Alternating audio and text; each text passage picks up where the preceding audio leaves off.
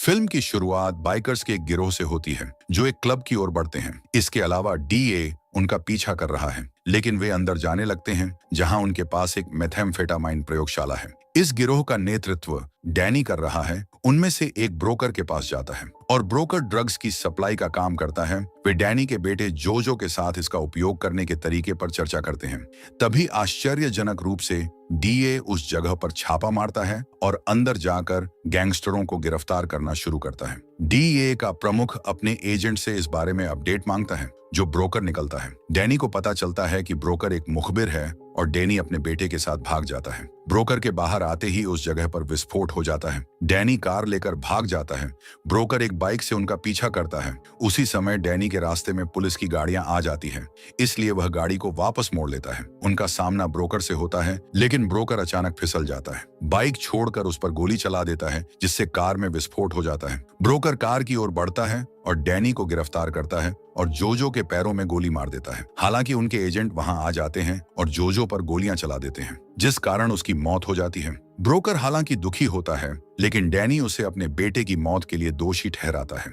Broker उदास होकर वहां से चला जाता है और पता चलता है कि विभिन्न विभागों में सेवा देने और अपना आखिरी मामला निपटाने के बाद ब्रोकर ने 2 साल बाद पुलिस बल से इस्तीफा दे दिया। दृश्य एक स्कूल का दिखाया जाता है जहां ब्रोकर की बेटी मेडी अकेली खेल रही है। कुछ ही देर में वह टेडी के पास पहुंचती है, जो उसे धमकाना शुरू कर देता है। वह उसे धक्का देकर नीचे गिरा देता है। फिर मेडी उसे 2 बार चेतावनी देती है। वो नहीं मानता है तो उसे एक हुक मारती है, जिससे उसकी नाक टूट जाती है। ब्रोकर एक छोटे से लुइसियाना शहर में चला गया जहां मैडी की मृत मां पली बड़ी थी और कुछ समय तक वह अपने दोस्त टीटो के साथ काम कर रहा था। उसी समय ब्रोकर के पास मैडी के स्कूल से एक फोन आता है। वह तुरंत गाड़ी लेकर वहां पहुंच जाता है। वह टेडी को पाता है जहां एक नर्स उसकी देखभाल कर रही है। प्रिंसिपल के कार्यालय में टेडी के माता पिता न्याय की गुहार लगा रहे हैं, लेकिन ब्रोकर को सुसान नाम की एक शिक्षिका मिलती है। कुछ ही देर में टेडी की मां कैसी ब्रोकर का सामना करने का प्रयास करती है, लेकिन शेरिफ उसे अपने साथ ले जाता है। ब्रोकर मैडी से मिलता है और उससे पूछता है कि क्या हुआ, और वह उसे समझाती है, लेकिन ब्रोकर खुद को उसकी आत्मरक्षा की ट्रेनिंग देने के लिए दोषी मानता है। ब्रोकर और सुसान एक पल साथ बिताते हैं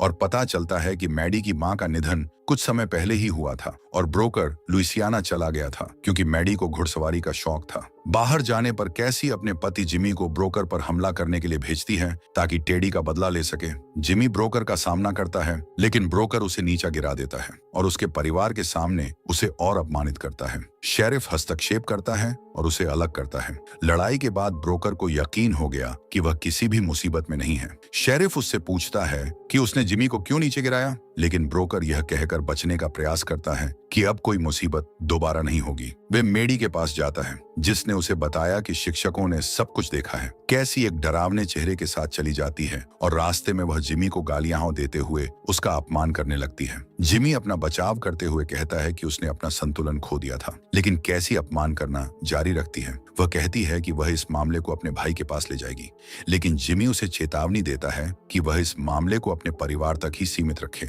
हम कुछ गैंगस्टरों से मिलते हैं जो ड्रग्स पीते हुए संगीत बजा रहे हैं। थोड़ी देर बाद उनका एक और नशेड़ी, जिसका नाम गेटर होता है, वे हस्तक्षेप करता है और उन्हें संगीत बंद करने और 17 साल की लड़की को दूर भेजने का आदेश देता है। वह उनमें से एक को मारता है और उन्हें चेतावनी देता है कि वे मेथ को दोबारा न पकाएं। यह कहने के बावजूद कि वे इसे वितरित नहीं करते हैं, यह उनके अपने उपभोग के लिए है। वह उन सभी को जगह खाली करने के लिए मजबूर करता है और उन्हें बताता है कि अगर वह उन्हें फिर कभी घर वापस पाता है तो वह उन्हें जिंदा जला देगा। ब्रोकर मैडी की तारीफ करता है और उसे बताता है कि उसे गर्व है कि उसने खुद अपना बचाव किया है। गाड़ी चलाते समय ब्रोकर की नजर सुसान पर पड़ती है, जिस कारण दोनों बेटी और पिता मुस्कुरा देते हैं। उधर गेटर और कैसी एक स्थान पर मिलते हैं जहां पता चलता है वह कैसी का भाई है। वह उससे अनुरोध करती है कि वह ब्रोकर और मैडी को सबक सिखाए और बाद में उससे कुछ ड्रग्स मांगती है क्योंकि कैसी नशे की आदी है। ब्रोकर मैडी के साथ समय बिताता है और बाद में स्कूल चला जाता है, जहां ब्रोकर सुसान से मैडी के आगामी जन्मदिन के आयोजन में मदद मांगता है। सुसान उससे टेडी के माता पिता से मिलने और पहले हुए झगड़े को शांत करने के लिए माफी मांगने का अनुरोध करती है। ब्रोकर जिमी से मिलने उसके कार्यस्थल पर चला जाता है और माफी मांगता है, और जब जिमी उससे टेडी और कैसी से भी माफी मांगने का अनुरोध करता है तो ब्रोकर इसके लिए भी सहमत हो जाता है। बाद में वह रास्ते पर एक पेट्रोल पंप पर रुकता है। अपनी कार में पेट्रोल भरवाने के लिए गेटर के आदमी भी वहां आते हैं और उसे उकसाना शुरू कर देते हैं कि वह पेट्रोल भरवाने से पहले ही उससे पंप मांगने लगे। उनमें से एक पंप बंद कर देता है और वे उसे पैसे देने के लिए मजबूर करते हैं, भले ही उसका पेट्रोल भरवाने का काम पूरा न हुआ हो। वह उनकी बात अनसुनी कर देता है। गैंग का लीडर अचानक उस पर हमला कर देता है, जिससे उनके बीच लड़ाई शुरू हो जाती है। वह सभी लोगों को एक एक करके मारता है।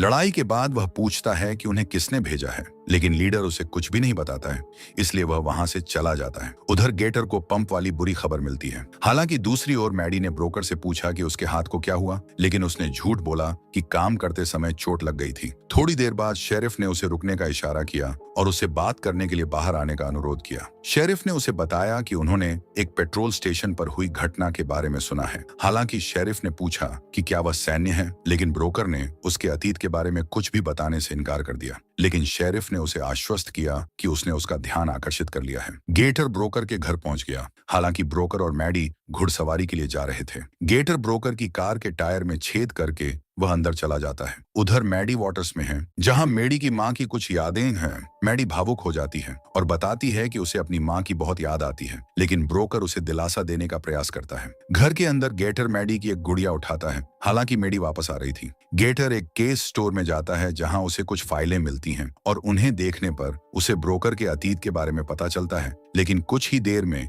उन्हें वापस आते हुए सुनकर वह फाइल अपने साथ ले जाता है और वहीं छिप जाता है, जहां उसे मैडी की बिल्ली मिलती है। रात में जब ब्रोकर अपने वुडवर्क्स में था, मैडी उसके पास आती है और पूछती है कि क्या उसने उसकी बिल्ली और गुड़िया मिली थी। ब्रोकर उसे उन्हें ढूंढने में मदद करने का वादा करता है। हालांकि उधर गेटर फाइलों को देख रहा होता है। उसे ब्रोकर के बहिष्कृत लोगों के साथ पिछले संबंध और उसके गुप्त मिशन का पता चलता है, जिसके कारण जोजो की मौत हो गई थी। ब्रोकर अपनी कार के पंचर टायर को देखता है और बिल्ली की तलाश में आगे बढ़ते हुए उसे एक पेड़ पर बंधी हुई गुड़िया मिलती है। मैरी को गेटर का फोन आता है, जो उसे एक मीटिंग के लिए बुलाता है और वह उसे सुबह मिलने के लिए कहती है। मैरी, जो गेटर की प्रेमिका और पूर्व बाइकर है और जो उस बहिष्कृत व्यक्ति को जानती थी, गेटर उसे ब्रोकर के सारे अतीत के राज बताता है, यहाँ तक कि यह भी कि जोजो की मौत के पीछे भी वही था। दूसरी ओर ब्रोकर जिमी के पास जाता है और उसे चेतावनी देता है कि वह उसके घर से दूर रहे, यह सोचकर कि नुकसान के पीछे वही जिम्मेदार है। गेटर ब्रोकर को डैनी को सौंपने की योजना बनाता है। बदले में उसे डैनी के इलाकों में अपना मैथ बांटने की अनुमति देता है। मैरी उसे चेतावनी देती है कि बहिष्कृत लोगों पर भरोसा नहीं किया जा सकता, लेकिन गेटर उसे डैनी के वकील से मिलने और सौदा करने के लिए मजबूर करता है।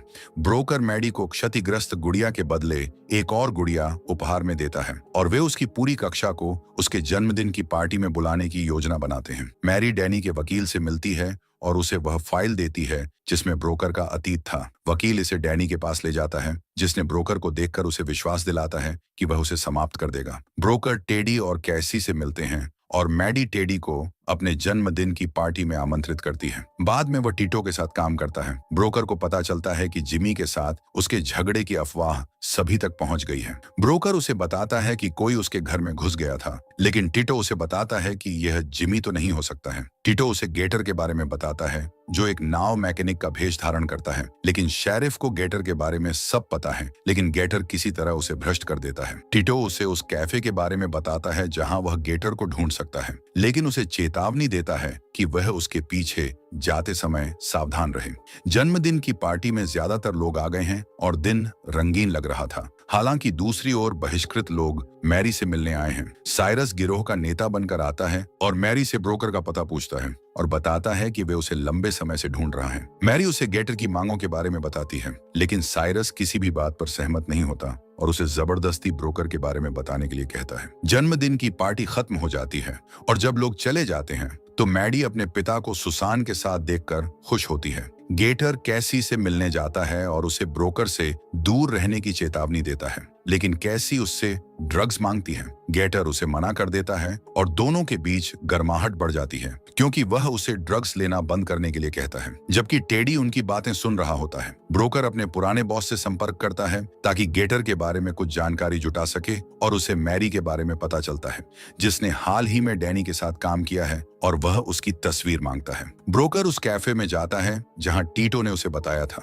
टीटो वहां मौजूद होता है। वह उसे गेटर को दिखाता है। वह उसकी टेबल पर जाता है, लेकिन गेटर जिमी और मैडी द्वारा टेडी को मारने का आरोप लगाने लगता है। ब्रोकर चाहता है कि वह उसके बारे में जो भी जानकारी जानता है उस पर चुप रहे। वह उसे बताता है कि उसके घर जाना एक कायराना हरकत थी, क्योंकि उसने उसकी कार का टायर फोड़ दिया था और मैडी की गुड़िया को नष्ट कर दिया। वह उसे चेतावनी देता है कि उसके घर में कदम रखने वाला अगला व्यक्ति मारा जाएगा, लेकिन गेटर सभी आरोपों से इनकार करता है। ब्रोकर फिर चला जाता है, लेकिन बाहर जाने पर उसे मैरी की तस्वीर मिलती है और उसे एहसास होता है कि वह गेटर के साथ थी। ब्रोकर गेटर के कार्यस्थल पर जाता है, जहां उसने नाव मैकेनिक की दुकान का भेष धारण किया था, और वह आसपास की चीजों की जांच शुरू करता है। और एक पूर्व डीए एजेंट होने के नाते वह यह पता लगाने में कामयाब हो जाता है कि मैथ के साथ साथ संसाधित मैथ को पकाने में इस्तेमाल होने वाली विभिन्न चीजों के बारे में पता लगाता है। फिर ब्रोकर इलेक्ट्रॉनिक रूप से एक बम जाल बिछाना शुरू कर देता है, जो एक बार रोशनी चालू होने पर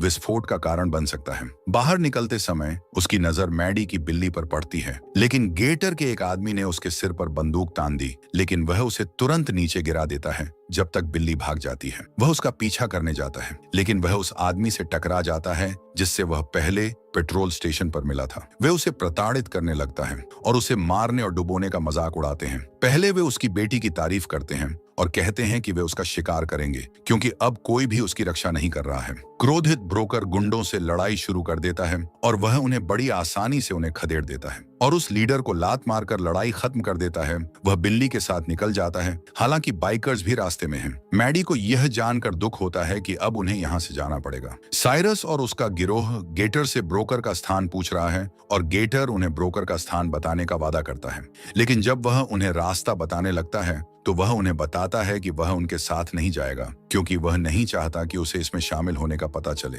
वे नाव लेकर ब्रोकर के घर जाने के लिए निकल जाते हैं। उधर टीटो भी ब्रोकर की मदद करने के लिए पहुंच जाता है, हालांकि गैंगस्टर भी ब्रोकर के स्थान पर पहुंच जाते हैं और एक आदमी को जांच के लिए भेजते हैं। अस्तबल की जांच करते समय टीटो उस आदमी पर हमला करता है और दोनों के बीच लड़ाई शुरू हो जाती है। वह आदमी टीटो को मारता है, लेकिन जब वे अपनी बंदूक लेने के लिए आगे बढ़ता है, टीटो उसे एक कांटे वाले हथियार से उसे छलनी कर देता है। ब्रोकर सामान पैक कर रहा होता है, लेकिन गैंगस्टर उसके घर के पास पहुंच जाते हैं। टीटो कई बार गाड़ी का हॉर्न बजाता है ताकि उसे पता चल सके। फिर टीटो को गोली मार दी जाती है। ब्रोकर गोली की आवाज सुनता है और मैडी को आवाज देता है। मैडी को समझाता है कि वे यहाँ तब तक बाहर ना आए जब तक वह अपना काम पूरा नहीं कर दे, और वह छिपने की जगह ढूंढती है। ब्रोकर एक बंदूक लेता है और खुद को तैयार करता है। दो आदमी मुख्य द्वार की ओर बढ़ते हैं, लेकिन दरवाजा खोलते ही ब्रोकर एक को गोली मार देता है और घर में लड़ाई शुरू हो जाती है। मैडी खुद को बचाने के लिए जंगल की ओर चली जाती है। मैरी गेटर को फोन करके बताती है कि हालात बिगड़ गए हैं। ब्रोकर अभी भी गैंगस्टरों से लड़ रहा था। एक गुंडा मैडी का जंगल में पीछा करता है, लेकिन उसे गोली मारने से पहले ही ब्रोकर उसे पहले गोली मार देता है और मैडी को बचा लेता है। साइरस ब्रोकर से भिड़ जाता है और मैडी भाग जाती है। शोर्स पर जहां उसकी मुलाकात मैरी से होती है, साइरस और ब्रोकर के बीच लड़ाई शुरू हो जाती है। मैरी मैडी को अपने साथ जाने के लिए मना लेती है। दोनों के बीच लड़ाई तनावपूर्ण हो जाती है। आखिरकार ब्रोकर साइरस को खत्म कर देता है। दुर्भाग्य से मैडी का अपहरण हो जाता है। पुलिस घटना स्थल पर पहुंच जाती है और ब्रोकर शेरिफ को मैडी के अपहरण के बारे में सूचना देता है। उन्हें मैडी का फोन आता है, जो ब्रोकर को मैरी के बारे में बताती है, और पुलिस जल्द ही मैडी के फोन को ट्रैक करने का सुझाव देती है। मैरी और मैडी गेटर के घर पहुंचते हैं। गेटर वहां पहुंच जाता है और पूछता है कि क्या हुआ था, लेकिन जब मैरी उसे बताती है कि वह मैडी के साथ आई है, तो गेटर गुस्सा हो जाता है और उसे दोषी ठहराता है कि वह उसके परिसर में एक गवाह को लेकर आई है और उसे मारने के लिए अपनी बंदूक निकाल लेता है। थोड़ी देर में कैसी और जिमी गेटर के घर पहुंचते हैं और उससे पूछते हैं कि क्या उसने गोलीबारी के बारे में सुना है। वह उसे बताती है कि मैडी लापता हो गई है और उससे पूछती है कि क्या वह इसमें शामिल है, लेकिन गेटर कुछ भी कहने से इनकार करता है, यहाँ तक कि मैडी को देखने से भी। कुछ देर बाद मैरी मैडी को बाहर ले जाती है, लेकिन कैसी को अंदर से उसकी आवाज सुनाई देती है और वह जांच करने जाती है। लाइट चालू करने पर वह ब्रोकर के जाल को चालू कर देती है, जिससे एक विस्फोट होता है, जिससे गेटर की प्रयोगशाला नष्ट हो जाती है। कैसी मैडी को बचाने का प्रयास करती है। बदला लेने के लिए दोनों में हाथापाई हो जाती है और गेटर अचानक कैसी के पेट में गोली मार देता है और मैडी को लेकर भाग जाता है, जबकि ब्रोकर वहां पहुंच जाता है और उसका पीछा करना शुरू कर देता है। हाईवे पर पीछा जारी रहता है और ब्रोकर मैडी को बचाने की हर संभव कोशिश करता है, लेकिन गेटर तेजी से गाड़ी चलाता है और उससे दूरी बना लेता है। पुलिस गेटर को रोकने के लिए सभी संभावित रास्ते बंद करने लगती है, लेकिन वह एक पुल के रास्ते से भागने में कामयाब हो जाता है, जहां से ब्रोकर भी गुजरने की कोशिश करता है, लेकिन उसकी कार दुर्घटनाग्रस्त हो जाती है। गेटर अंततः रुक जाता है और ब्रोकर के पास जाने के लिए बाहर निकलता है और शेरिफ अपने आदमियों को गोली न चलाने का आदेश देता है, क्योंकि मैडी पुल पर मौजूद है, जबकि वह ब्रोकर को गोली मारने का इरादा रखता है। मैडी अपने पिता को आवाज देकर गेटर का ध्यान भटका देती है, कार से बाहर आता है और गेटर को बेरहमी से मारता है। वह उसे खत्म करने के लिए उसके सिर पर बंदूक तान देता है। वह मैडी की तरफ देखता है और अपना मन बदल लेता है। गेटर को बताता है कि मैडी ने ही उसे बचाया था और फिर ब्रोकर मैडी को गले लगा लेता है। इसी सस्पेंस के साथ मूवी समाप्त होती है। मूवी अच्छी लगी तो लाइक और सब्सक्राइब कर दे। Thanks for watching.